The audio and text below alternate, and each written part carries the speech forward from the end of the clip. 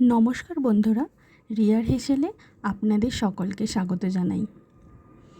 আজকে এক নতুনত্ব রেসিপি নিয়ে আবারও হাজির হলাম আপনাদের সামনে।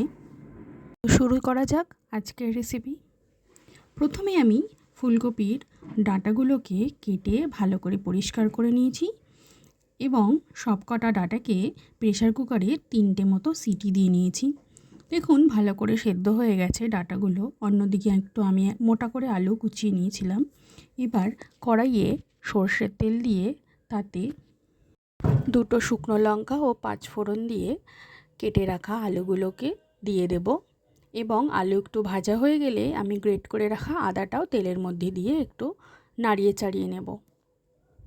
এবার সেদ্ধ করে রাখা ফুলকপির ডাঁটাগুলোকে আমি এর মধ্যে দিয়ে দেব এবং দিয়ে ভালো করে মিশিয়ে নেব। এখন স্বাদ অনুযায়ী লবণ ও পরিমাণ মতো হলুদ গুঁড়ো দিয়ে ভালো করে মিশিয়ে নেব। অন্যদিকে আমি রাঁধুনি সর্ষে ও কয়েকটা কাঁচা লঙ্কা শিলনোড়ায় বেটে নেব। বাটা আমাদের হয়ে গেছে। এখন বেটে রাখা মশলাটা আমি কড়াইয়ের মধ্যে দিয়ে ভালো করে সব কিছু একসাথে মিশিয়ে নেব এবং স্বাদ অনুযায়ী চিনি দিয়ে আবারও কিছুক্ষণের জন্য নাড়িয়ে চাড়িয়ে নিলেই তৈরি হয়ে যাবে আমাদের ফুলকপির ডাঁটা চচ্চড়ি।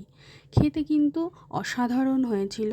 আপনারাও এই শীতকালের শুরুতে নতুন নতুন রেসিপি ট্রাই করে দেখুন, ভালো লাগবে। ভিডিওটা ভালো লাগলে অবশ্যই চ্যানেলটা সাবস্ক্রাইব